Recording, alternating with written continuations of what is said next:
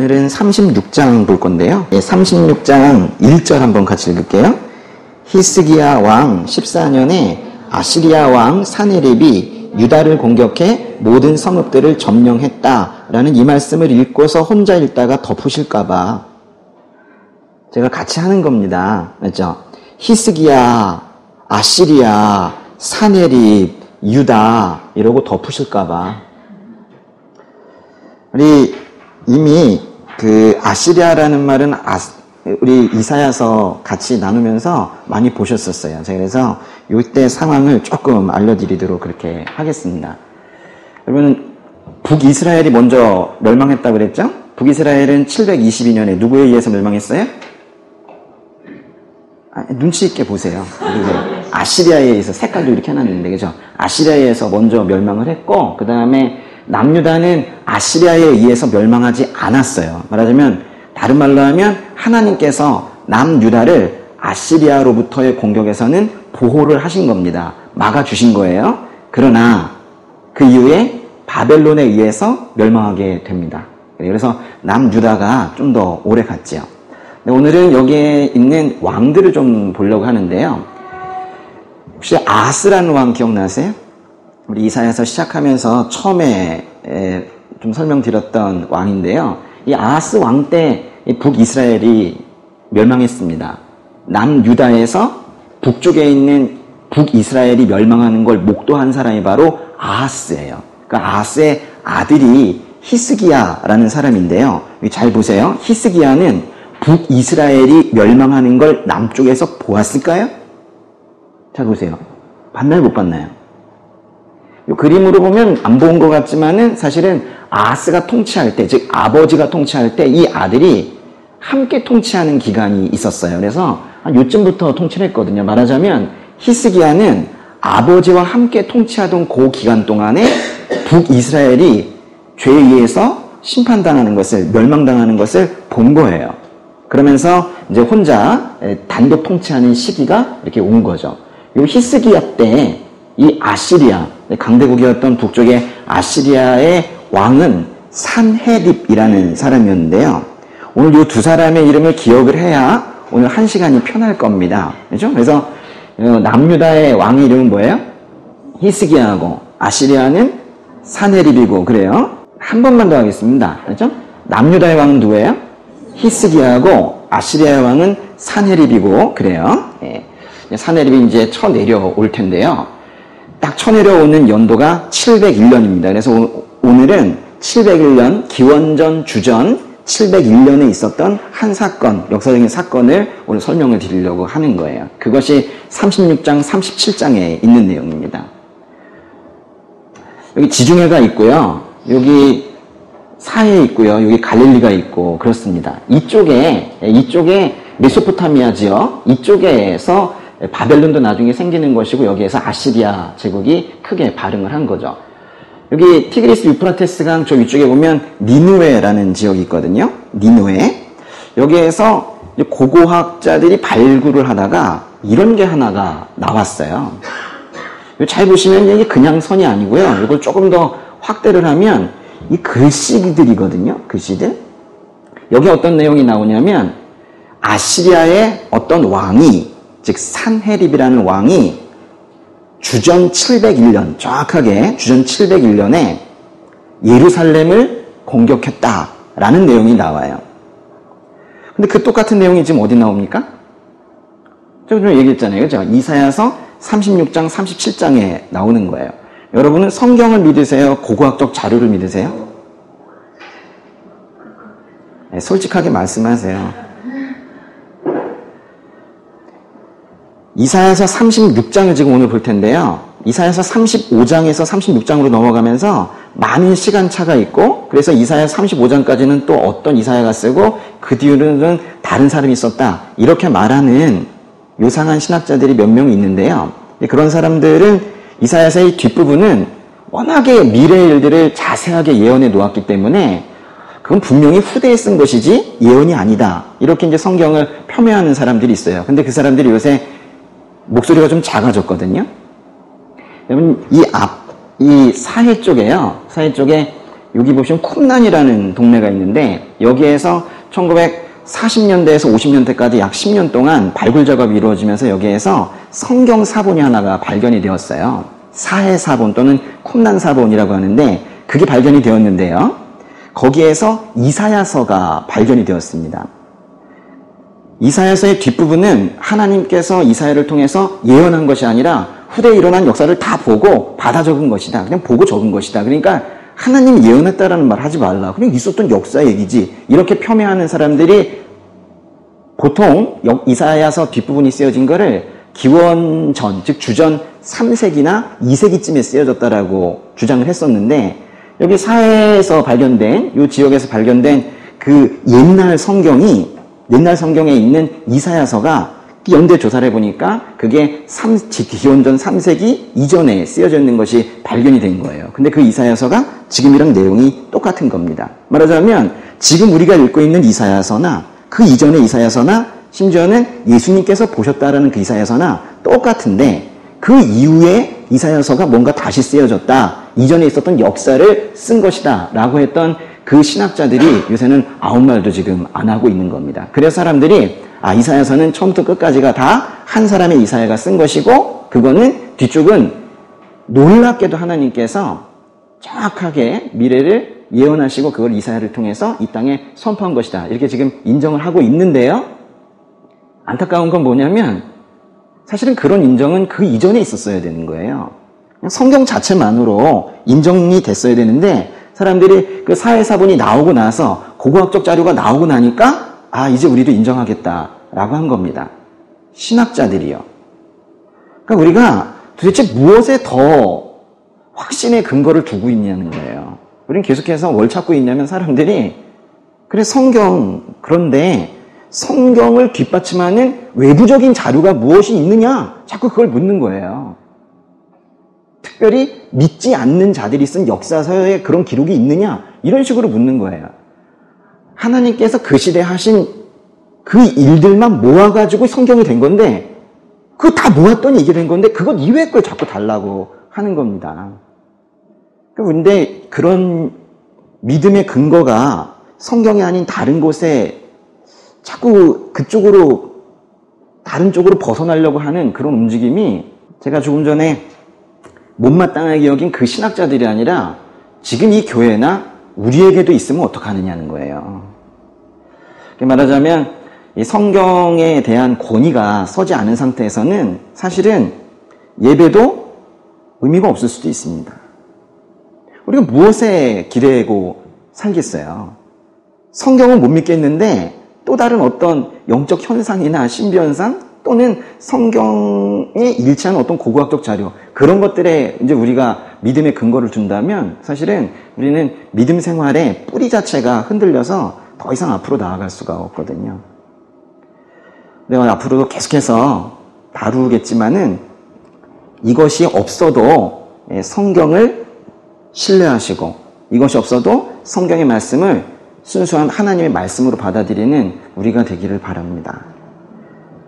그래도 불신자들에게는 이게 좀 필요할 수도 있어요. 그래서 이런 사진들도 필요한 겁니다. 이 아래쪽에는 예루살렘이 있는데요. 여기 이제 사해염에 예루살렘이 있는데요. 그 옆에 라기스라는 동네가 있어요. 도시인데요. 라기스 엄청 큰 동네입니다. 사람도 많고 그러다 보니까 라기스의 사람들을 다 모으면 많은 수의 군대, 말하자면 강한 군대가 될 거예요. 그래서 외적이 쳐들어와도 라기스는 쉽게 넘어뜨릴 수 없었나 봐요. 그런데 저 위에서 이런 사람이 쳐내려오기 시작을 한 거예요. 이 사람은 히스기야 왕 때 당시 아시리아의 왕인데요. 누굴까요? 산헤립입니다. 그죠? 산헤립인데요. 이 산헤립이 저 위에서 이렇게 내려와서 사실은 라기스를 제일 먼저 친 것이 아니고 이미 여러 개를 쳤어요. 성경에는 이 라기스와 예루살렘 이외의 모든 성읍을 다 이 산헤립이 차지했다라고 표현했는데 우리 아까 보았던 그 돌멩이 같은 거 있잖아요. 그 고고학 자료에는 정확하게 46개의 성읍을 이 산헤립이 멸망을 시켰다, 차지했다 그렇게 표시가 되어 있습니다. 내용이 같죠. 근데 이 라기스를 포위한 상태에서 예루살렘으로 또 쳐들어 가려고 하는 겁니다. 왜냐하면 이제 큰 성읍 2개가 남은 거예요. 40여 개를 없애고 나서 2개가 남았는데 라기스를 계속 사네립이 치려고 하다가 예루살렘에서 군대가 오면 어떡해요. 또 예루살렘을 또 치려고 하는데 라기스가 아직 멸망하지 않은 상태면 라기스의 군대들이 또 후방을 치면 또 어떡합니까? 그러니까 이 2군데를 한꺼번에 좀 치고 싶은 마음이 드는 거예요. 그런데 성을 2개를 한꺼번에 치기는 좀 쉽지는 않겠죠. 라기스가 잘 안 넘어졌단 말이에요. 일단 라기스까지 온 군대는 누구의 군대예요? 사네립의 군대일 거예요. 사네립의 군대이고 당시에 예루살렘에 있었던 이스라엘 남유다의 왕은 누구라고요? 히스기야라고 해요. 히스기야라고. 예. 그런데 이제 사네립의 군대가 이 라기스를 포위한 상태에서 요 히스기야를 설득하러 가는 겁니다. 라기스는 치려고 하고 요 예루살렘은 설득을 해서 항복시키면 되겠다 싶은 생각이 드는 거예요. 그래서 이 사네립이 자기의 부하 중에 한 명을 보내는데요. 군대 장관 한 명을 보냅니다. 저 군대에서 서열 3위 정도 되는 막강한 한 사람을 보내는데요. 그 사람 이름이 랍사게예요. 랍사게. 그러면 누구랑 누가 만날까요? 랍사게와 히스기야의 사람들이 이제 만나게 되겠죠. 근데 그 얘기가 시작이 되는 겁니다. 네. 여기 나오는 이 히스기야는요, 이 히스기야 왕에 대한 이야기는 역대 하에도 있고 열왕기 하에도 나오고 하는데요. 나중에 한번 볼 기회가 있을 겁니다. 근데 히스기야는 당시에 이쪽에 있는 요 사마리아 지역에 있는 이쪽에 있는 산당들을 모두 제거하는 등 종교 개혁을 했던 사람이에요. 말하자면 예루살렘에 있는 그 성전 이외에 나머지 우상 숭배하는 산당들을 제거하고 했던 그런 왕입니다. 근데 히스기야 왕은 그 역대 하에도 그렇고 열왕기 하에도 그렇고 하나님께서 직접 인정하시길 좋은 왕이라고, 순전한 왕이라고 그렇게 표현을 했어요. 그러나 그렇다고 해서 히스기야가 완전하다라는 뜻은 아닙니다. 나중에 모종의 실수들도 하곤 하는데 어쨌거나 이 성경에서 평가하기를 이만한 사람이 없다라고 평가를 합니다. 말하자면 아버지인 아하스와는 너무 달랐다는 거예요. 아버지인 아하스는 매우 불충하고, 그래서 이전에 그 위쪽에 있었던 시리아나 북이스라엘이 내려오려고 할 때 하나님께 의지하지 못하고 그 아버지였던 아하스는 아시리아 쪽에 붙어가지고 어떻게 살아보려고 했었던 그런 사람인데, 히스기야는 계속해서 어쨌거나 그래도 자신이 부족한 모습을 알고 하나님께 매달리는 그런 모습을 보게 될 거예요. 1절 보셨는데 2절 보겠습니다. 16장 2절. 그때 아시리아 왕은 라기스에서 랍사게에게 많은 병력을 주면서, 그랬죠? 보세요. 라기스 나왔죠? 라기스에서 랍사게에게 많은 병력을 주면서, 그래서 군대 하나를 보내가지고 지금 예루살렘으로 가는 것 같은데요. 계속 보시죠. 예루살렘에 있는 히스기야 왕에게 보냈다. 랍사게가 윗저수지의 수로 곧 세탁자의 들판 길가에 멈춰 섰을 때 했는데요. 윗저수지의 수로 곧 세탁자의 들판 길가라는 말은 우리 앞에 그 이사야서 7장 3절에도 나오거든요. 여기 독특한 이 장소의 이름 혹시 기억나십니까? 예전에 여기에서 누가 만났냐면요. 히스기야의 아버지, 그 불충했던 아하스와 이사야가 만납니다. 그래서 이사야가 가서 그럽니다. 하나님을 의지해야지. 저 위에서 지금 두 나라 쳐내려오는데 자꾸 다른 강대국에 붙으려고 하면 어떡합니까? 왜 사람이 사람에게 의지를 합니까? 라고 하면서 거기서 약간 혼을 내는데요. 그 자리예요. 이렇게 말하자면, 근데 그 자리에서 그 아버지였던 아하스는 받아들이지 않고 그래도 나는 아시라를 의지하겠다라는 모습을 계속 보인단 말이에요. 그렇게 이제 실패했던 그 장소인데 거기에 지금 누가 갔어요? 사네립의 부하 랍사게가 간 겁니다. 3절 읽어볼까요? 거기서 누구 만나는지 보시죠. 왕궁관리 힐기야의 아들 엘리야김과 서기관 셈나와 역사를 기록하는 사람 아삽의 아들 요아가 그를 맞으러 나왔다. 거기 세 사람이 나왔어요. 엘리야김, 그리고 서기관 셈나, 그리고 요아가 그를 맞으러 나왔다 그랬는데 이 세 사람들은 다 예루살렘의 지도자들입니다. 말하자면 히스기야가 보낸 사람인데요. 말하자면 사네립이 보낸 랍사게와 히스기야가 보낸 그 예루살렘의, 즉 이스라엘의 대표자들이 지금 만난 거예요. 4절도 읽겠습니다. 랍사게가 그들에게 말했다. 히스기야에게 전하라. 위대한 왕이신 아시리아 왕께서 이렇게 말씀하신다. 내가 무엇을 믿고 있기에 그렇게 자신만만하냐. 말하자면 사네립 쪽에서 히스기야 쪽으로 지금 전가를 보내는 겁니다. 랍사게가 이렇게 대신 말해주는데요. 히스기야에게 전하라. 위대한 왕이신 아시리아 왕께서 이렇게 말씀하신다. 네가 무엇을 믿고 있기에 그렇게 자신만만하냐. 사실 오늘의 주제 질문인데요. 그 밑줄 한번 쳐볼까요? 네가 무엇을 믿고 있기에 그렇게 자신만만하냐. 여러분에게 누군가 만약에 이런 질문을 했어요. 그러면 속으로는 분명히 나는 하나님을 믿는다라고 고백을 하면서도 누군가가 갑자기 질문을 던지는 거예요. 의심을 일으킬 수 있도록 도대체 너 뭘 믿고 지금 그렇게 행동을 하느냐라고 한다면 이 속에 믿음이 강하지 못했을 때에는 두려움이 생긴단 말이에요. 지금 뭔가 두려움을 일으키려고 이제 시작이 된 겁니다. 5절. 내가 전략과 군사력을 갖추었다고 큰 소리만 탕탕 치는데 다 헛소리라는 사실을 알고 있다. 네가 지금 무엇을 믿고 내게 반항하는 것이냐? 너 지금 뭘 믿고 있길래 지금 항복을 안 하고 지금 거대한 왕국 아시리아에게 지금 대항하려고 하느냐? 지금 계속 묻고 있는데 보세요. 4절 끝에서도 뭘 믿고 있기에 그렇게 자신만만하냐 그렇게 물었는데 5절에서도 또 뭘 믿고 내가 반항하는 거냐 그랬죠. 6절도 보세요. 이제 보아라. 네가 이집트를 믿고 있는데 이 사람들은 지금 이 남유다가 히스기야가 이집트를 믿고 있다고 지금 생각을 하네요. 네가 이집트를 믿고 있는데 이집트는 거기 좀 믿을 게 아니다 이거예요. 뭐라고 좀 표현했어요? 이집트는 뚝 부러진 갈대 지팡이 이래요. 상한 갈대 지금 쓸모없는 그런 지팡이밖에 안 되는데 너 지금 그거 믿고 지금 나에게 뻗팅기고 있느냐 하는 거죠. 그것을 믿다가는 또 믿다 그래. 그것을 믿다가는 사람의 손이나 찔려서 상처만 날 뿐이다. 이집트 왕 바로를 또 믿고 있는 사람들은 모두 그렇게 될 것이다. 그랬어요.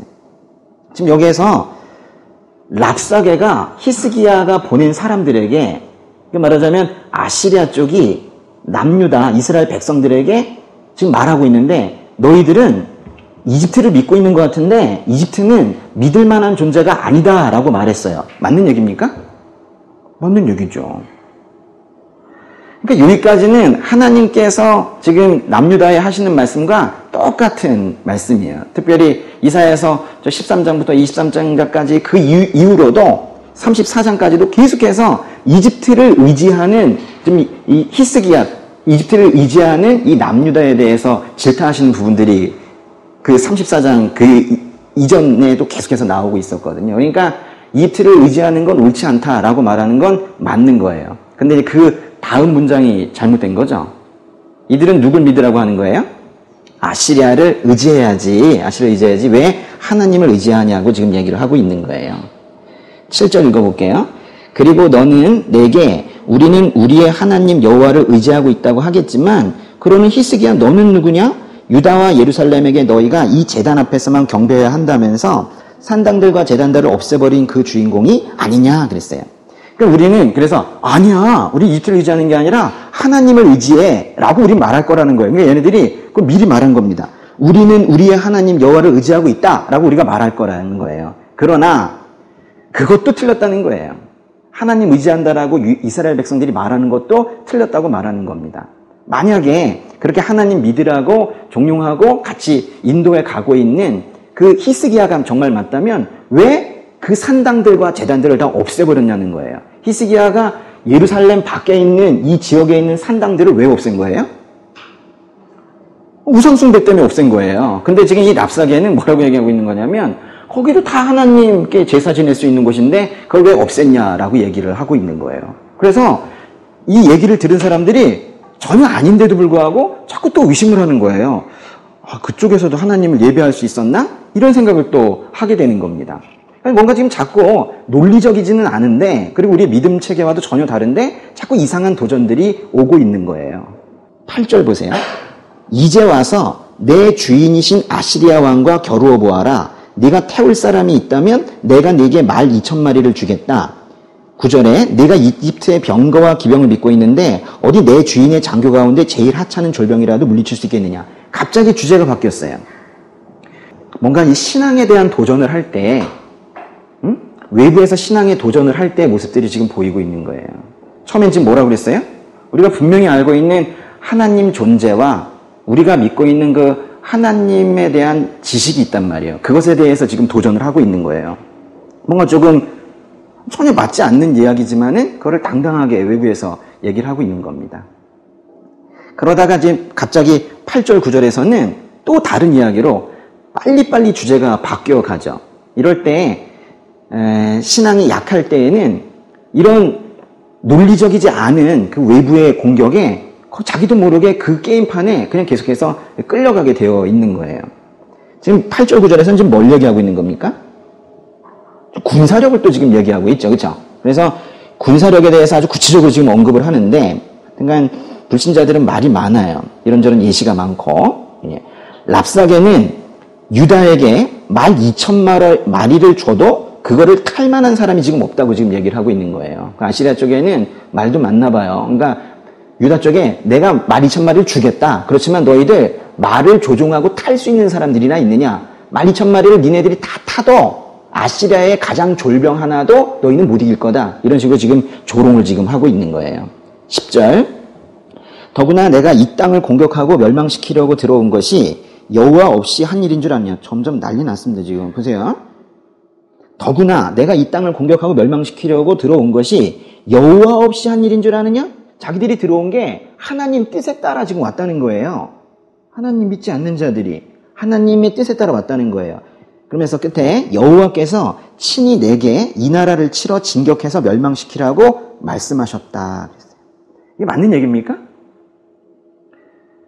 근데 어느 부분은 또 맞아요.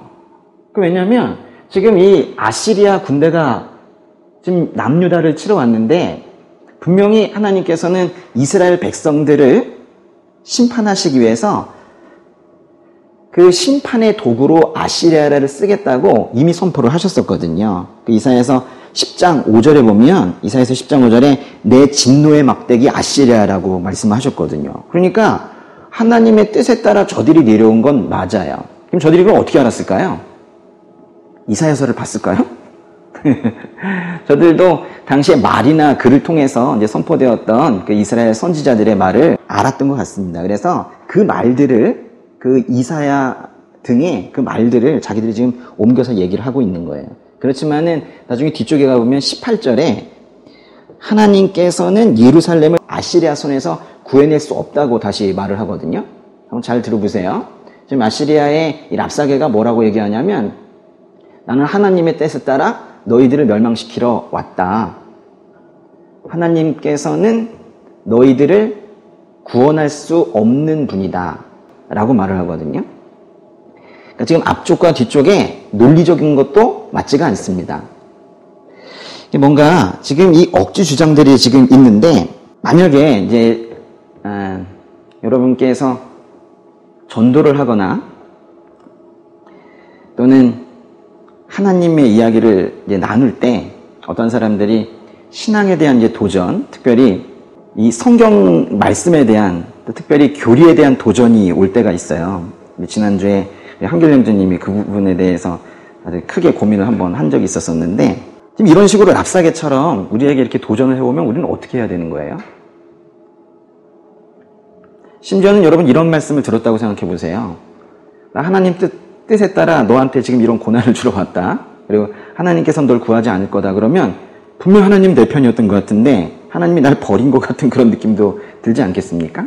그리고 하나님께서 마치 저 산당에서도 예배를 받으시는 것처럼 그런 식으로 거짓 메시지가 또 들어오고 하면, 사실 여기서 나온 이런 예시뿐만이 아니라 지금 이 세상에는 하나님에 대한 거짓 메시지들이 엄청나게 돌아다니고 있다는 거예요. 심지어 교회에도요. 이럴 때 어떻게 해야 되냐는 거예요. 그런 이상한 메시지들이 교회 안으로도 지금 많이 들어와 있고 그렇게 한데, 그 이상한 메시지들을 공급하는 사람들은 일방적이어서 우리 얘기는 또 잘 듣지는 않아요. 그냥 퍼붓죠. 그러니까 뭐냐면 계속 듣기만 하는 거예요. 근데 그걸 이제 대응할 수 있으려면 하나님 말씀에 기대어서 우리 안에 제대로 된 복음이 자리 잡히고 있어야 되는데, 또 그거는 또 잘 안 돼 있는 상태에선 그냥 넘어가는 겁니다.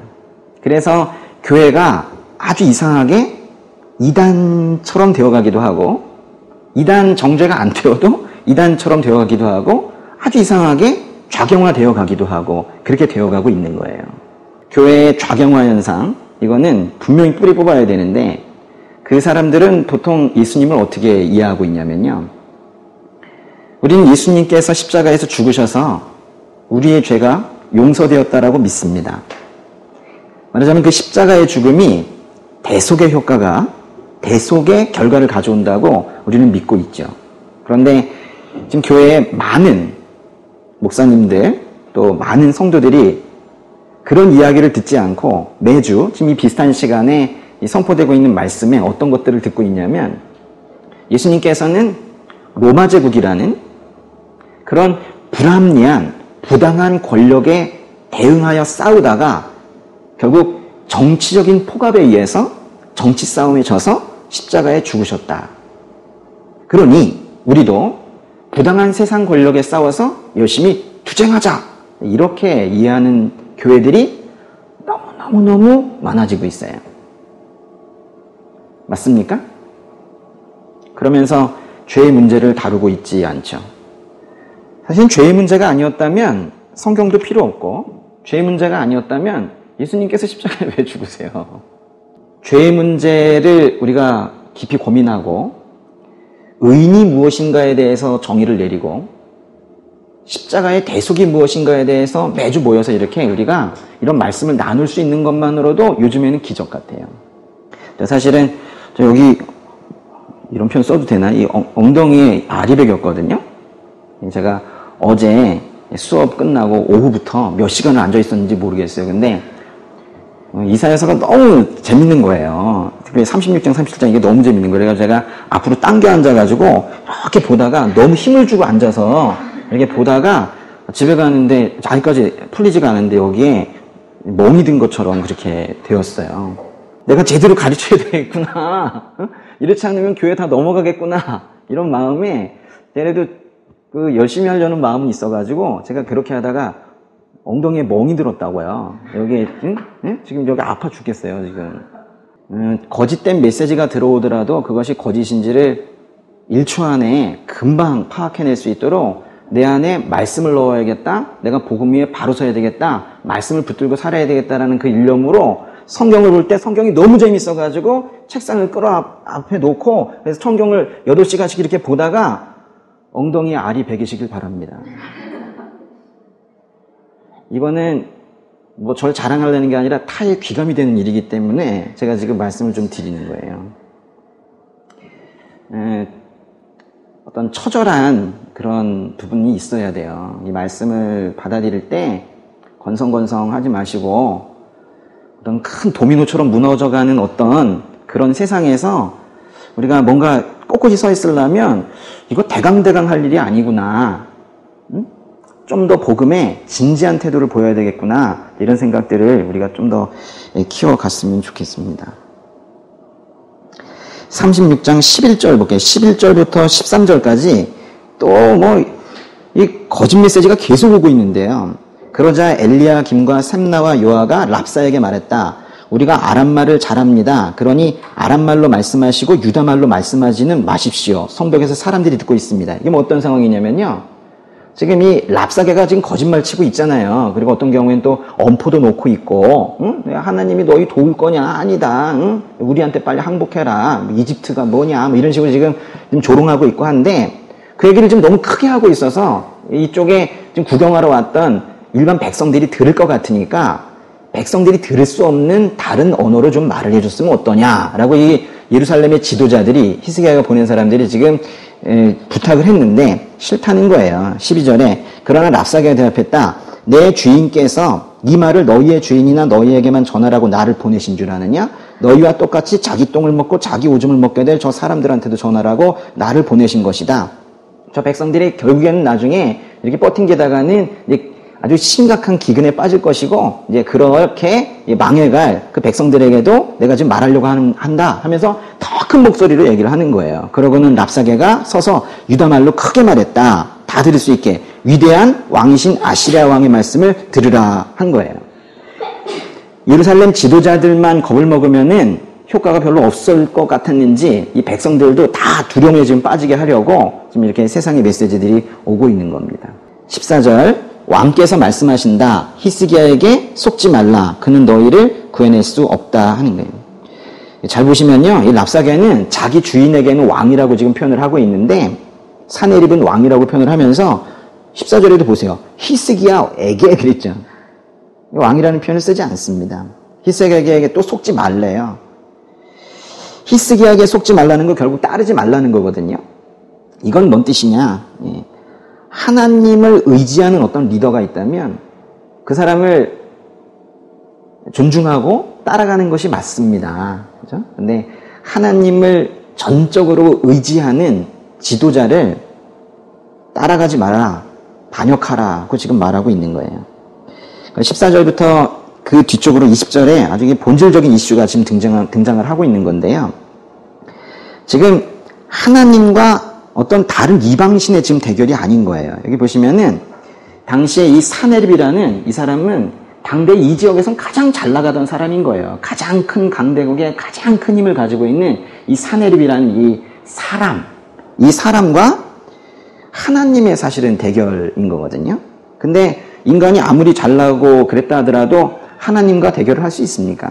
사실은 안 되는 거죠. 그러니까 구도를 보게 되면은 지금 사람을 따라갈 거냐, 하나님을 따라갈 거냐, 이 구도인 것 같지만 원천적으로 그런 게임은 없는 거예요. 어디 뭐 사람이 하나님과 대결을 합니까? 말하자면 자신이 하나님보다 뛰어날 수 있다라는 큰 착각을 하고 있는, 말하자면 교만에 빠진 인간의 지금 모습들을 여기서 지금 보여주고 있는 거예요. 자기들은 게임을 한다고 생각하고 있겠지만 게임이 사실은 아니 되고 있는 모습인데 그렇게 지금 교만에 빠져 있는 겁니다. 15절, 히스기야가 여호와께서 반드시 우리를 구해주실 것이다. 이 성은 아시리아 왕의 손에 넘어가지 않을 것이다 라고 하면서 여호와를 의지하도록 너희를 설득하고 있는데 절대로 듣지 말라. 지금 계속해서 하나님 의지하지 말고 그렇게 인도하고 있는 히스기야도 좀 믿지 말라고 얘기하고 있는 거죠. 16절, 히스기야의 말에 귀 기울이지 말라. 아시리아 왕이 이렇게 말씀하신다. 나와 평화조약을 맺고 항복하라는 거예요. 내게로 나오라. 그러면 너희 한 사람 한 사람이 자기 포도나무와 무화과나무에서 먹을 것을 얻고 자기 우물에서 마실 물을 얻을 것이래요. 뭔가 번영이 있을 것 같고요. 자기 소유가 많아질 것 같고 항복만 하면 이제 아시리아 왕에게 항복만 하면 뭔가 잘 살 수 있겠다고 지금 또 꼬드기는 거예요. 처음에 보세요. 막 거짓말치고 비논리적으로 나가다가 나중에는 군사력 얘기하면서 겁도 주다가 이제 또 어떻게 해요? 또 회유책으로 또 이렇게 하죠. 전방위적으로 이렇게 거짓 메시지들이 온다는 거예요. 이 뒤에 누가 있을까요? 이 마귀가 있는 겁니다. 지금 여기서 있는 게 인간의 지금 무모함과 교만만을 얘기하는 것이 아니라 그 뒤에 있는 이 사탄의 지금 일하는 모습들을 지금 보고 있는 거예요. 응? 두려움도 줬다가 회유책도 줬다가 이렇게 하는 겁니다. 근데 17절에 보면요. 진짜 웃긴 얘기인데요. 내가 가서 너희의 땅과 같은 땅, 곧 곡식과 새포도주가 있는 땅, 빵과 포도원이 있는 땅으로 너희를 데려갈 것이다 그랬어요. 아니 지금 여기서 잘 살게 해주지 지금 뭐래요? 너희가 지금 여기 좋은 땅인데 이 똑같은 땅, 더 좋은 땅으로 내가 데려갈 거다. 쉽게 말하면 포로 삼는다는 거고 조금 더 낮게 얘기해도 유배 보내는 거죠. 지금 뭔가 회유도 될 것 같지도 않은 걸로 지금 회유를 지금 하고 있는 거예요. 18절, 히스기야가 여호와께서 우리를 구해주시리라고 말하면서 너희를 잘못 이끌지 못하게 하라. 어떤 민족의 신이 아시리아 왕의 손에서 자기 땅을 구해낸 적이 있느냐. 그러다 또 여기 또 갑자기 또 다시 또 공격적으로 변해요. 너희들 잘못된 판단하게 되면 어떻게 될지 생각해 봤냐 이거예요. 19절에 하맛과 아르밧의 신들은 어디에 있느냐, 스발와임의 신들은 또 어디에 있느냐. 여기 하맛, 아르밧 이런 데들은 다 이 아시리아가 멸망시킨 그런 지역들이거든요. 스발와임은 어딘지 잘 모르겠어요. 그들이 사마리아를 내 손에서 건져내느냐. 보라 다 망하지 않았느냐. 근데 그 지역에 지역신들이 있을 텐데 결국 아시리아 왕에게 결국 졌지 않느냐라고 또 예시를 또 드는 거예요. 20절에 그 모든 나라들의 모든 신들 가운데 자기 땅을 내 손에서 구해낸 신이 누구냐. 아시리아 왕을 이긴 신이 없다는 거예요. 그런데 하물며 여호와가 예루살렘을 내 손에서 구해낼 수 있겠느냐. 아니 앞에 문장은 그렇다 치는데 거기다 왜 또 하나님을 갖다 대냐 이거예요. 그러니까 지금 랍사게가 하는 말은 전체적으로 보면 하나님을 온갖 잡신들 중에 하나 정도 지금 수준으로 지금 생각을 하고 있는 겁니다. 하나의 우상 수준으로 지금 격화를 시켜서 얘기를 하고 있는 거예요.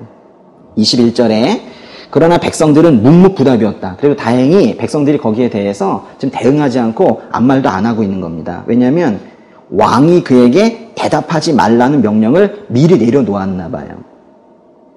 22절에 그러자 왕궁관리 힐기야의 아들 엘리야김과 서기관 셈나와 역사를 기록하는 사람 아삽의 아들 요아가 아까 그 예루살렘의 지도자들인데요. 이들이 히스기야에게로 가서 자기 옷을 찢으면서 랍사게가 한 말을 전했다 했어요. 옷을 찢는 건 왜 찢어요? 슬플 때 찢죠. 그리고 너무 지금 분통이 터진 거예요. 지금 슬프고 지금 아주 참혹한 그런 상황인 거죠. 그래서 36장이 끝나고 37장으로 가는데 이어집니다. 37장 1절에 히스기야 왕이 그 모든 얘기를 들었어요. 이 말을 듣고는 또 같이 자기 옷을 찢고 굵은 베옷을 입고 여호와의 성전으로 들어갔다 했습니다. 그러니까 예루살렘의 지도자들처럼 옷을 찢고 굵은 베옷을 입었어요. 여기는 또 굵은 베옷까지 입었다고 했는데 우리 성경에서 굵은 베옷 입었다는 건 두 가지 의미가 있거든요. 지극한 슬픔이 있을 때, 너무너무 슬플 때, 그리고 또 하나는 이게 바로 회개의 상징입니다. 회개. 그러니까 큰 슬픔과 회개의 마음을 표현하면서 히스기야가 여호와의 성전으로 들어갔다. 말하자면 하나님을 향했다라는 거예요. 그래서 뭔가 지금 거짓 메시지가 왔을 때 거기에 대응해서 마구 싸우기보다 먼저 어디로 갔대요? 하나님 앞으로 나아갔다라는 거예요. 히스기야는 지금 뭐가 슬픈 걸까요? 아시리아가 침략을 했는데 자기가 그래도 명색이 왕인데 백성들을 구하지 못하는 그런 참혹한 상황?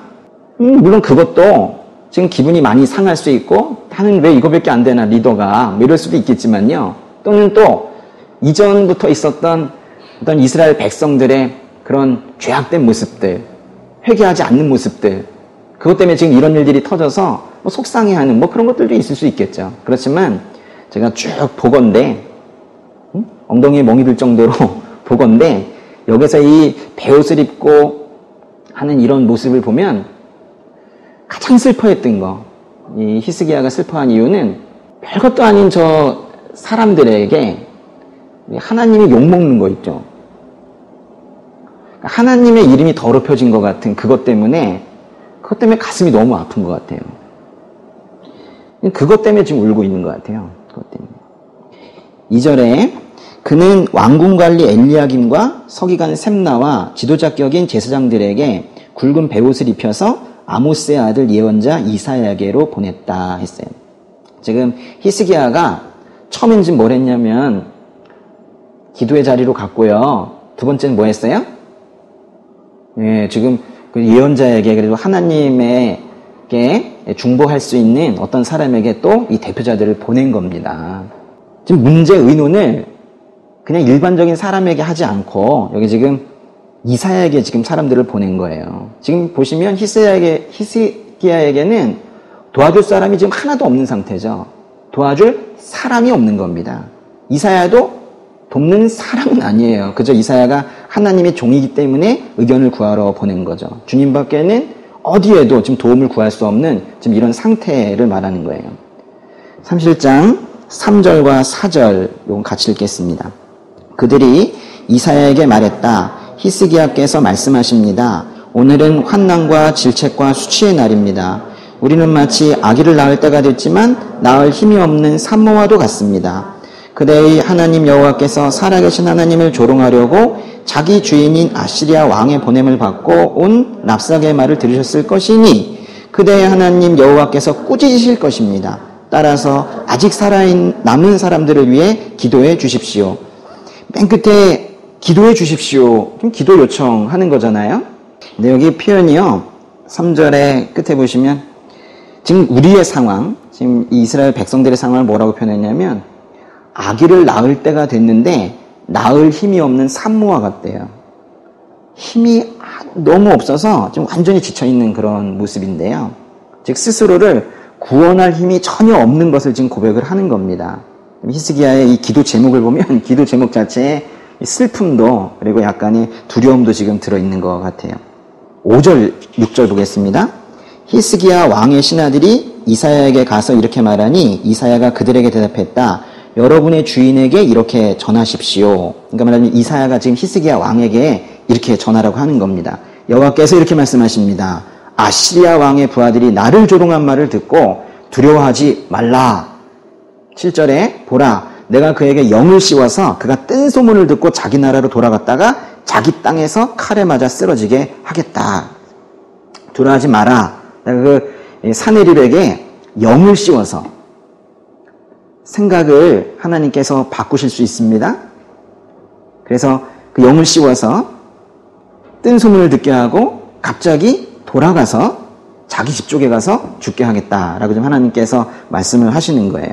지금 히스기야는 기도 제목을 볼 때 매우 슬퍼하고 있고 두려워하고 있고 그렇지만 하나님께서 지금 주신 이 음성들을 보세요. 문체 자체가 다르고 힘이 있고 지금 당당하고 지금 이렇지 않습니까? 아주 힘이 있고 또 매우 실제적이에요.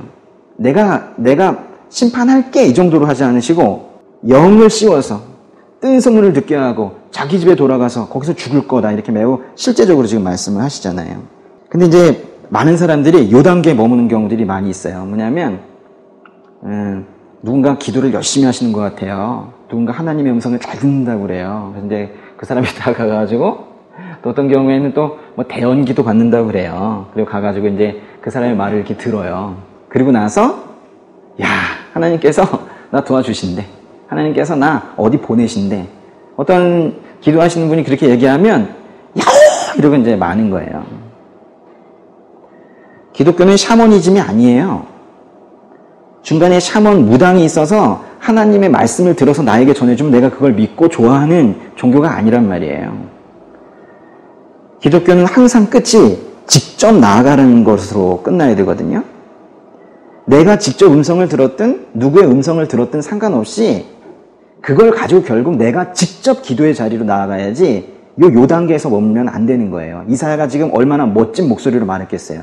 하나님께서 심판하신데 구체적으로 이렇게 말씀하셨어. 이러면 거기서 야호 이러고 있으면 안 된다고요. 그건 그렇지만 내가 직접 그 기도의 제목을 들고 다시 기도의 자리로 가야 되는 거예요. 그래서 지금 아시리아가 최후 통첩처럼 보낸 지금 재차 경고하는 이 서신, 이걸 지금 받았는데요. 지금 아시리아가 도저히 지금 안 되겠는 거예요. 그래서 처음에는 랍사게를 통해서 말로 지금 엄포를 놓다가 지금 문서 하나를 보낸 상태거든요. 지금 그걸 히스기야가 지금 받아들고 두려움 속에 있으면서 지금 이사야에게 조언을 구했는데 이사야가 하나님의 말씀을 지금 알려준 그런 상태입니다. 16절 볼게요. 좀 넘어가셔서 37장 16절 보세요. 여기부터 20절까지 좀 전에 히스기야가 기도의 자리로 나갔다 했죠. 그 기도의 자리에 가서 어떻게 기도했는지 보는 거예요. 지금 히스기야가 잘하고 있는 것 같습니다. 왜냐하면 이사야가 하느님께서 멸망시키신대, 아시리아를 혼내주신대, 그랬더니 거기에 야호 이러고 끝나지 않고 지금 히스기야가 기도를 하는데요. 이 기도는 그 이후의 내용을 보면 분명히 응답되는 기도거든요. 그래서 히스기야가 도대체 어떻게 기도했는지 우리가 좀 볼 필요가 있을 것 같아요. 그래서 히스기야의 기도 16절부터 20절까지를 정말 기도하는 마음으로 한번 읽어보도록 하겠습니다. 그룹 사이에 자리하신 이스라엘의 하나님 만군의 여호와여, 주만이 세상 모든 나라들을 다스리시는 하나님이십니다. 주께서 하늘과 땅을 만드셨습니다. 여호와여, 귀를 열어 들어보십시오. 여호와여, 눈을 열어 보십시오. 사내립이 살아계신 하나님을 모독하려고 보내온 이 모든 말을 들어보십시오. 여호와여, 아시리아 왕들이 이 모든 민족들과 그들의 땅을 폐허로 만든 것은 사실입니다. 그들이 신들을 불 속에 던졌습니다. 그들은 신이 아니라 다만 사람의 손으로 모양낸 나무와 돌에 불과했기 때문입니다. 그러므로 그들은 멸망했습니다. 여호와 우리 하나님이여, 이제 우리를 그의 손에서 구원해 주셔서 세상 모든 나라가 오직 주만이 하나님이심을 알게 해 주십시오. 16절에 보시면은 만군의 여호와여 부르고요. 주께서 하늘과 땅을 만드셨습니다. 이렇게 고백했죠. 이게 우리가 기도를 할 때요. 예수님께서 가르쳐 주신 주기도문도 마찬가지입니다. 우리가 기도를 들으시는 분에 집중을 하거든요. 근데 우리 기도를 들으신 분에게 하나님 아버지 이렇게 좀 부르고 있지 않습니까? 그런데 이 엄청난 기도를 보세요. 창조주 하나님 이렇게 좀 부르고 있는 겁니다. 우리의 기도 제목이 먼저 나오기보다도 이렇게 창조주 하나님을 인정하는 그래서 사실 기도의 앞부분이 아니라 기도의 반절이라도 아니면 기도의 대부분이 하나님을 높여드리는, 특별히 이 땅 전체의 주관자이시고 창조하신 분이라는 이 창조주 하나님에 대한 고백이 먼저 나오는 그런 기도가 됐으면 좋겠다는 거예요. 이 성전으로 이제 올라가서 히스기야가 이런 기도를 지금 했는데요. 일단 기도를 해야 됩니다. 이게 소망이죠. 주님께 구할 게 있어도 기도부터 해야 되겠죠. 감사할 게 있어도 기도부터 해야 되겠고, 더욱 중요한 거는 회개도 기도로 시작이 된다는 거예요. 사실은 이 히스기야가 기도의 자리에 가가지고 저 지금 두려우니까 저 좀 구해주세요, 이러기만 한 게 아니란 말이에요. 자기를 돌아본 거예요. 자기를 좀 본 겁니다. 우리 다시 37장의 3절 다시 한번 볼게요. 그들이 이사야에게 말했다. 히스기야께서 말씀하십니다. 그러니까 히스기야가 뭐라고 그랬냐면, 오늘은 뭐라 했어요? 오늘은 환난과 질책과 수치의 날입니다. 우리는 마치 아기를 낳을 때가 됐지만 낳을 힘이 없는 산모와도 같습니다. 라고 히스기야 말을 지금 전해준 거잖아요, 이사야에게. 히스기야가 지금 이 상황을 뭐라고 본 거냐면 환난과 질책과 수치의 날이다 그랬어요. 적이 쳐들어왔으니까 환난의 날이겠죠. 그리고 수치의 날은 모욕적인 것 같아요. 지금 하나님도 지금 모욕을 당하고 있고, 그리고 지금 이 백성들도 지금 모욕을 당하고 있고 한 겁니다. 그런데 거기 보시면 중간에 질책의 날이다 그래요. 질책의 날. 그런데 징계의 날이라는 건데요. 히스기야는 나는 잘했는데 왜 이런 일이 터지나라고 지금 생각하지 않은 거예요. 지금 기도의 자리에 나아가서 창조주 하나님도 인정하고 지금 여기에 벌어지고 있는 이런 상황에 대해서도 주께 좀 구체적으로 지금 고하고 있지만, 정말 중요한 것은 이 히스기야의 마음이 이것이 징계이구나라는 것도 알았다는 거예요. 그러니까 자신이 잘못한 부분이 있다라는 걸 지금 고백을 하는 겁니다. 그 정말 적에 시달려서 지금 힘이 없는 게 아닌 것 같아요. 하나님께서 분명히 하나님만 의지하고 가야지 사람 의지하지 말라고 그랬는데, 히스기야도 사실 몇 번이나 이집트와의 동맹을 시도했었고, 더군다나 사네립에게 여기 지금 이사야서에는 나오지 않지만 열왕기 하에 보면 항복하는 나약한 모습을 보이기도 해요. 사실 여기 지금 바로 기도의 자리로 나간 것 같은데, 그 전에 뭐 했었냐면, 아시리아 사네립이 항복하라! 라고 하니까 이 히스기야가 돈으로 좀 안 될까? 그러니까, 그럼 돈 줘! 라고 했더니 금과 은을 잔뜩 갖다 바쳤어요. 성전에 있는 금과 은을 갖다 바치고, 모자르니까 성전 기둥에 있는 금을 긁어가지고 가서 바치고 하는 그런 실수들이 있었단 말이에요.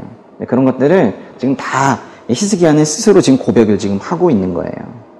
이런 히스기야가 하나님께 그 자신의 그 모든 죄와 그 불충함을 가지고 기도의 자리로 나간 거예요. 그러니까 말하자면 히스기야는 지금 여기에서 여러분 오해하실까봐 그러는 거예요. 믿음이 너무 좋아서 우리가 따라가야 되는 어떤 인간적인 모델, 그런 게 아니라는 거예요. 그게 아니라 마치 우리가 다윗을 공부한 이유가 다윗이 너무 뛰어난 사람이어서가 아니라 자신의 죄를 고백하고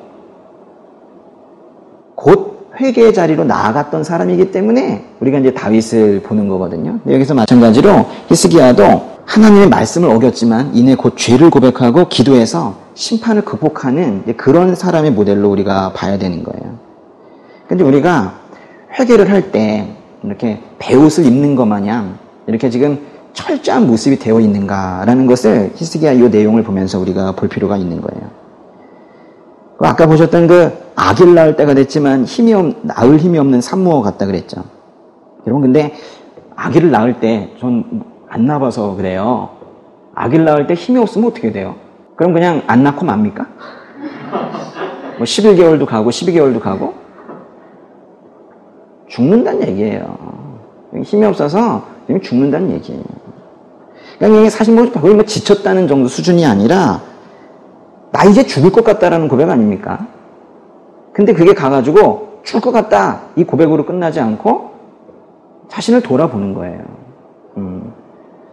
나의 죄를 보는 겁니다. 이 히스기야의 경우에는 또 왕이니까 이 민족의 죄, 백성의 죄들을 다 보았겠죠. 그러나 우리 개인들도 다진 히스기야처럼 우리 민족의 죄도 볼 수 있어야 되는 거예요. 이런 정도의 처절한 모습이 되어서 회개를 하고 있는가 우리가 그걸 좀 보자는 겁니다. 히스기야는 지금 그렇게 했다는 거예요. 히스기야는 부족한 사람임에 불명하지만은 기도하는 사람이고 회개하는 사람이었다 하는 거예요. 근데 확실한 건 자신이 그렇게 부족해도 기도의 자리로 나가는 이유가 뭐예요? 가만히 있으면 괜찮을 텐데 괜히 기도의 자리에 나가가지고 한 대 맞아. 그럴 거였으면 그렇게 생각했으면 안 나가겠죠. 그걸 감수하고 나가는 건데요. 하나님께서 기도의 자리에서 혼내실 때 있습니다. 근데 그걸 감수하고 나가는 건데 그럼에도 불구하고 궁극적으로는 하나님께서 나를 구하실 것이다 라는 그런 믿음이 있기 때문에 그 도우심을 믿고 그렇게 나가는 겁니다. 근데 이렇게 기도하고 있을 때요, 갑자기 이사야에게서 편지가 왔어요. 거기에 37장 21절인데요. 21절 보세요. 기도하고 있는데 이사야가 어떻게 알았는지 편지를 보냈어요. 37장 21절 읽어볼게요. 그때 아모스의 아들 이사야가 히스기야에게 전가를 보냈다. 여호와 이스라엘의 하나님께서는 왕께서 아시리아 왕 사네립을 두고 주께 올린 기도를 들으셨다고 말씀하셨습니다. 가슴 벅찰 일이죠. 지금 뭐래요? 나는 지금 기도를 하고 하나님께서 들으셨을까 듣지 않으셨을까 지금 답답한데 지금 이사야가 하나님께서 그 기도를 지금 들었다고 하는 거예요. 그것도 지금 같은 자리에 있었던 거 아니고 멀리 있었는데 하나님께서 들으셨다라고 이사야도 기도 중에 음성을 들었나 보죠. 그래서 지금 그렇게 알려주는 겁니다. 그리고 이사야를 통해서 하나님께서 말씀하시는 내용이 37장 끝부분에 나오는데요. 35절 볼게요. 37장 35절. 하나님께서 이사야를 통해서 이렇게 말씀하셨다는 거예요. 내가 나와 내 종 다윗을 위해 이 성을 보호하고 구할 것이다. 뭔가 지금 구해주신대요. 그러니까 기도에 지금 응답이 오고 있는 건데요. 그 말씀을 하시자마자 바로 이어서 36절 있죠. 36절부터 38절까지 읽어볼게요. 그러고는 여호와의 천사가 밖으로 나가서 아시리아 진영에 있는 사람 18만 5천 명을 죽였다. 아침에 백성들이 일찍 일어나 보니 모두 죽은 시체들 뿐이었다. 그래서 아시리아 왕 사네립은 진영을 철수하고 물러가게 됐다. 그는 니느웨로 돌아가서 머물렀다. 어느 날 그가 자기 신 니스록의 신전에서 예배하고 있을 때 그의 아들 아드람멜렉과 사레셀이 그를 칼로 쳐 죽이고는 아라랏 땅으로 도망쳤다. 그 후 그 아들 에살 핫돈이 뒤를 이어 왕이 됐다. 여기 히스기야를 누가 그린 건데요. 조금 젊게 그렸습니다. 근데 보시면 요 있죠. 이게 뭐냐면요. 요게 아시리아 왕 사네립이 보낸 최후의 통첩이에요. 이제 마지막 항복의 기회를 준다. 그렇지 않으면 가만두지 않겠다라는 그 통첩이에요. 그거를 가지고 지금 기도의 자리로 간 겁니다. 그리고 나서 기도했고 하나님께서 들으셨고 지금 응답을 주시는데 응답을 처음에는 영을 씌워서 사내를 영을 씌워서 뜬 소문을 듣게 하고 자기 집에 가서 죽을 거다 라고 하셨는데 조금 더 구체적으로 지금 말씀을 하시는 거예요. 그리고 구체적으로 지금 실행에 나가시는 겁니다. 거기 보시면은 36절에 그러고는 여호와의 천사가 밖으로 나가서 아시리아 진영에 있는 사람 18만 5천 명을 죽였대요. 지금 하룻밤 사이에 있는 일인데요. 그림 보실까요? 이게 지금 그 장면을 그린 겁니다. 한 천사가 아시리아의 진영에 있는 18만 5천 명을 죽였다는 거예요. 이때 이제 죽은 게 18만 5천 명이면 아무리 적어도 18만 5천, 그거보다 더 많은 군대를 거느리고 있었던 이 무서운 군대가 지금 사네립의 군대인데 이 사네립의 군대가 하룻밤 사이에 18만 5천 명이 하나님께서 보낸 천사에 의해서 지금 죽임을 당한 거예요. 천사가 몇 명입니까? 한 명이죠. 단수로 돼 있으면 단수. 근데 지금 몇 절로 기록해놨냐면 딱 3절이죠. 지금 이것을 하기 위해서 36장, 37장 지금 우리 지금 거의 한 시간 가까이 지금 36장, 37장 계속 지금 보고 있는데 이 3절로 결론을 맺으신 거예요. 매우 담담하게, 매우 간결하게, 강하게 지금 이렇게 지금 말씀하고 계시는 거예요. 그러면서 이 병사들이 죽고 나서 겁을 먹은 사네립이 돌아가거든요, 집으로. 그래서 원래 저희 메소포타미아족으로 돌아갑니다. 가가지고 또 자기의 신에게 이 니스록이라는 요 신인데요. 머리가 독수리 모양으로 되어 있는 우상입니다. 무슨 신이겠어요. 그렇죠? 근데 여기서 지금 지 나름대로는 예배를 드리고 있는데 저 둘이 아들들이거든요. 아들들이 와가지고 죽여요. 근데 여기서 설명들이 왜 아들들이 죽였는지 또 왜 어떻게 돌아가게 되었는지 이런 얘기들을 하나도 하지 않고요. 딱 3절에 간단하게 심판 이라고 마셨다는 거예요. 왜 이렇게 절제된 표현을 썼는가에 대해서 저는 또 더 많은 정보를 얻고 싶잖아요. 성경 읽으면서. 근데 딱 3절이라는 것 자체가 저에게 또 큰 감흥이 있더라고요. 딱 3절로 돌아갔다 죽었다 이러고 끝났던 거예요. 하나님의 어떤 이 단호하심, 심판에 대해서는 타협이 없으신 이런 단호함이 다 이 3절에 나타나 있는 것 같아요. 하나님 대신에 이 다른 것을 신뢰하라는 이 도전을 받을 때 우리가 어떻게 살아야 되는가가 지금 36장, 37장에 쭉 나오고 있는 거예요. 사실은 너 왜 이집트 신뢰하냐, 그거 가지고 되겠냐, 하나님 신뢰하면 되겠냐, 이런 식으로 지금 성경에는 지금 나오고 있지만 사실은 요즘 그 자리에 돈이 들어가 있지 않습니까? 사내립이 지금 요새는 돈이 된 것 같아요. 그러나 우리 이사야서 말씀 나누기 전에 계시록 말씀 나누면서 우리 계속 같이 공감했던 것처럼 세상의 이 논리와 세상에 있던 가치들을 따라가는 건 처음에는 안전해 보이지만은 또 돈 따라가고 그런 경제적 시스템에 자기를 매몰시키려는 것이 처음에는 안전해 보이는 것 같지만 결과적으로는 멸망한다라는 메시지인 거예요. 그런데 우리가 하나님을 신뢰하는 것이 쉽지 않다고 그랬죠. 우리 지난주에 하나님 신뢰하는 게 뭐라고 그랬어요? 나는 공부를 안 해도 OMR이 자동 작성된다? 아니라고 그랬죠. 과정 중에서 이제 하나님과 친해지고 결과는 주님께 맡기는 것. 그것이 이제 우리 하나님을 신뢰하는 것이라고 그랬는데요. 제가 이렇게 말씀을 드려도 삶의 속에 실천이 되어야죠. 지금 고개 끄덕였지만은 사실 딱 뒤돌아서 저 문 열고 나갔을 때 하나님에 대한 신뢰가 없으면 하나님을 신뢰하는 건요. 그래서 평상시에 연습이 돼야지 갑자기 위기 상황에서 하나님을 신뢰한다? 안 됩니다.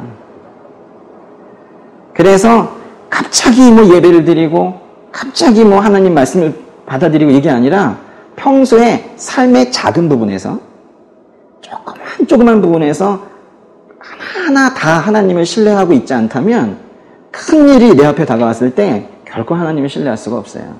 그저 두려움의 영이 깊이 임해서 벌벌 떨고 그렇게 살게 되어 있는 겁니다.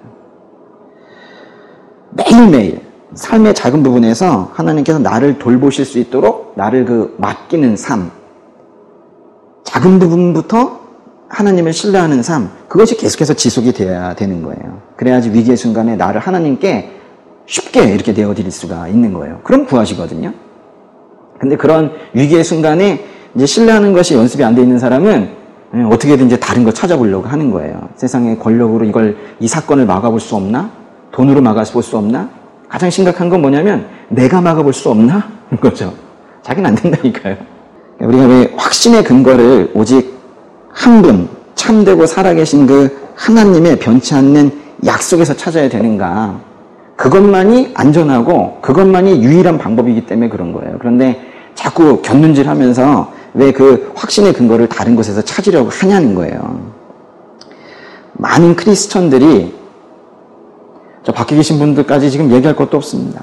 교회에 있는 그 기독교인들 크리스천들이 계속해서 살면서 위험의 순간에 처하고 있죠.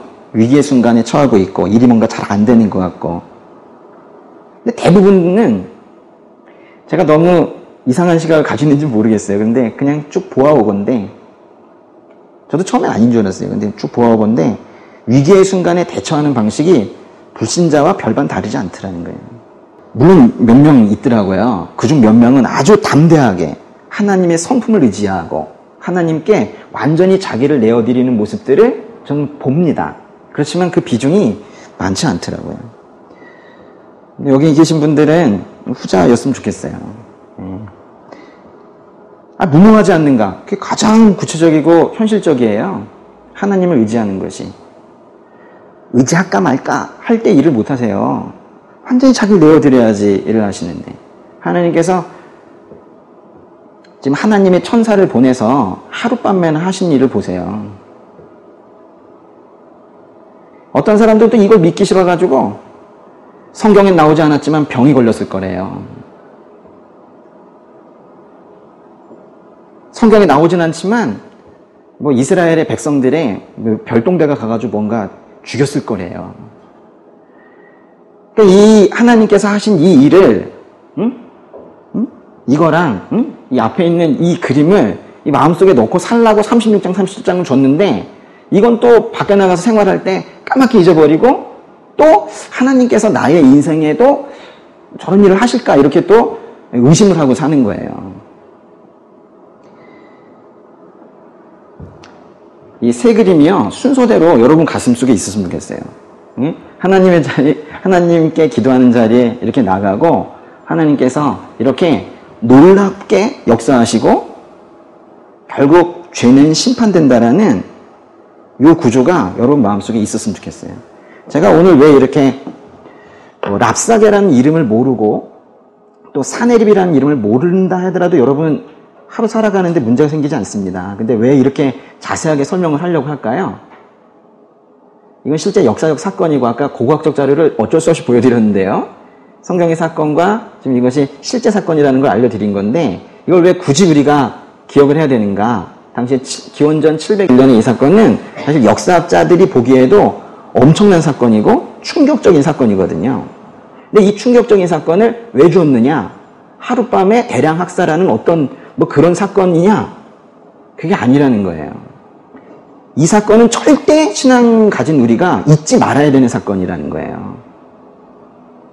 어떠한 위기의 순간에도, 수십만이 쳐들어오는 그런 위기의 순간에도 절대 다른 것들 신뢰하지 말고 의지하지 말고 순수하게 하나님에게만 의지하면서 나아가라. 근데 그것이 멍하니 있는 것이 아니라 꼭 기도의 자리로 나아가야 되는 것이다 하는 거예요. 기도하지 않으면 죽는 거예요. 기도만 하면 되는가라는 이상한 말을 할 필요가 없다는 거예요. 그래서 우리가 뭐 기도가 양적으로 많아지는 것과 질적으로 높아지는 것 이런 것들 얘기할 수는 없겠지만은 수시로 더욱더 기도하시고, 혹시 기도를 들으시는 그분의 능력에 대해서 의심을 조금이라도 한 게 있었다면 오늘 이 사건을 단순한 예시로 보지 마시고 이게 내 인생의 이런 모델로 보시고, 이게 하나님께서 일하시는 가장 전형적인 모습으로 보시고 이렇게 나아가야 한다라는 거예요. 우리 지난주에도 역시나 34장 35장에서 하나님에 대한 신뢰 부분을 말씀을 드렸었는데, 여전히 이번 주에도 그 부분을 또 말씀을 드리는 거예요. 다음 주에도 이 부분을 또 말씀드리고 싶습니다. 사실은 하나님 믿고 나아가는 거, 이것보다 더 중요한 메시지가 세상에 어디 있겠어요. 구하세요. 여러분 구하신다고요. 네, 기도하시란 말이에요. 네, 기도하겠습니다. 아버지, 저희가 함부로 주님의 능력을 재단하고 저희의 이 좁은 생각으로 살아왔던 모습들 회개합니다. 아버지, 히스기야가 위기의 순간에 주님께 나아가고 주님께 구했던 것처럼 저희도 접어두었던 기도 제목들 다시 꺼낼 수 있게 하여 주시옵소서.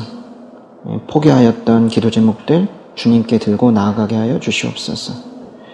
아버지, 주님께서 이 땅을 창조하시고 이 땅을 주관하시는 분이시므로 하실 수 없는 것이 없음을 저희가 저 마음속에서 인정하게 하시고, 저는 그 믿음으로 주님께 기도하며 나아가게 하여 주시옵소서. 아버지, 오늘의 메시지를 우리 오늘 성도님들 잊지 않게 되기를 원합니다.